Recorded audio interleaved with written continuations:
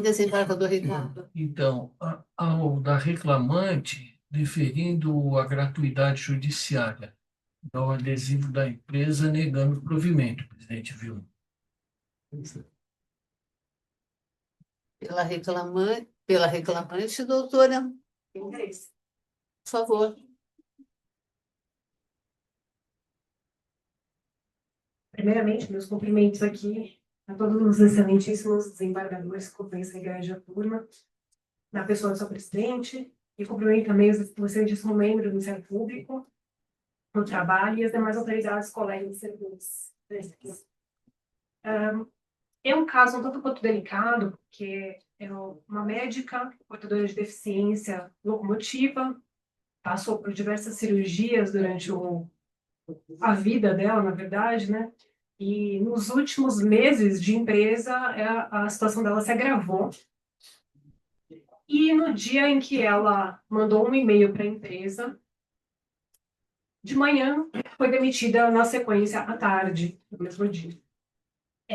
Fiz algumas preliminares no recurso, uma delas é a nulidade negativa de prestação adicional. Quanto à dispensa discriminatória, a sentença disse o ônus da prova era reclamante, mas teve esse e-mail enviado para a gestora Annelise Fogassi no dia da dispensa, descrevendo a piora da sua condição física e a permanência em home office, como recomendação médica. O e-mail corporativo, inclusive, foi reconhecido pela preposta em audiência, bem como a função da senhora Annelise na empresa. Portanto, a gestão já sabia do agravamento da saúde da reclamante de forma inequívoca, demitindo-a no mesmo dia por tudo. E, no mesmo sentido, o parecer do Ministério Público do Trabalho opinou pela reforma da sentença neste ponto.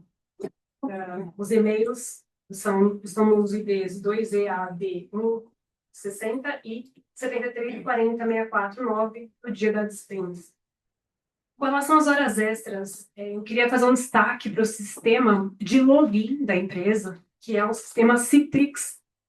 A sentença julgou válidos os cartões de ponto, mantendo o ônus da prova com a reclamante, dizendo que a prova oral estava dividida quanto à prorrogação da jornada e desconsiderou a prova documental que foi apresentada pela reclamante nesse sentido. A reclamante tinha duas testemunhas que foram ouvidas e as duas, ambas,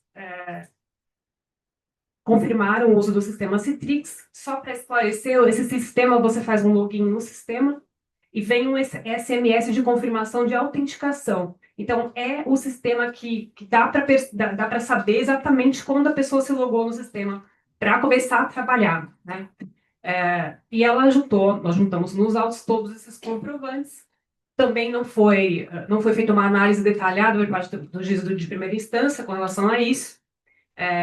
Esses documentos estão nas folhas 101 a 140 do PDF, não foram devidamente analisados, como eu disse. E eles demonstram diversos horários de login anteriores às 7 horas da manhã, que era o início da jornada contratual da reclamante. E apontam também alguns logins à tarde, né? Depois do horário do fim do expediente, que era às 13 horas. Então, a primeira testemunha da reclamante não soube precisar o horário de trabalho exato por um fato muito simples. Desde 2020 elas estavam em home office. Era impossível acompanhar a rotina em home office, como é lógico, né? Então, desde 2020 até 2024, manteve-se o home office. Mas as provas documentais são enfáticas nesse sentido do login, pelo menos, né? Então dá para saber exatamente quando ela se logava no sistema e sem esse login não dava para começar a trabalhar. Isso é fato. As duas testemunhas confirmaram isso. Com relação aos cartões de ponto, que foram considerados válidos, né? Havia várias anotações como problemas com REP. REP é registro eletrônico de ponto. Problemas com registro eletrônico de ponto. E desconsiderado na maior parte dos cartões de ponto juntados, né? O que indica manipulação. Aqui eu friso também as folhas 2292, testemunha Mirelle, ouvida roubo da reclamante. Ninguém registrava as horas extras, exceto quando autorizados. E ela continua, que a orientação era não registrar prorrogações no cartão de ponto. A sentença sequer se manifestou sobre essa alegação. Não foi apresentado sequer banco de horas pela reclamada. As folhas 2293 também, testemunha ouvida ao roubo da reclamada, senhora Érica, confirma que a reclamante mandava mensagens antes do expediente, quando ela foi confrontada com um documento mostrado para ela na audiência, documento de D6A 61C77, e a sentença também não observou esse aspecto na fundamentação, né, para a valoração da prova. Portanto, nesse ponto de horas extras, também impugna pela reforma da sentença. Com relação ao dano moral requerido, a reclamante pleiteia danos morais sob 2 aspectos: despedida discriminatória e assédio moral.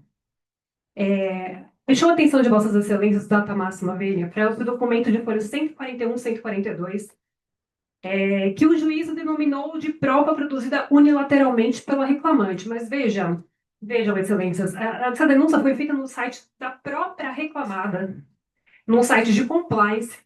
Tem print no processo desse site, tem a declaração, a denúncia feita lá na íntegra da reclamante, e mesmo assim, essa prova também não foi devidamente valorada. Além disso, a proposta da empresa diz que, aliás, a própria empresa, né, diz que investigou e puniu a assediadora chamada senhora Rosana, mas negou ter conhecimento dos fatos ocorridos com a reclamante, que não faz sentido, já que a testemunha Mirelli, quando inquirida a respeito disso, diz que presenciou ter ouvido, né, a senhora Rosana sendo ríspida com alguém, mas ela simplesmente não soube quem, mas ela ouviu. E ela foi chamada no compliance para isso também, inclusive a empresa apurou esse fato e demitiu a senhora Rosana. Então, a prova oral reforça a documental neste ponto também. E por isso, nesses aspectos, que nós opinamos pela reforma da sentença, como sustento. Muito obrigada. Pela reclamada, doutora, tem interesse em sustentar, doutora? Se houver. Sim? Sim, então. Tem a palavra, doutora.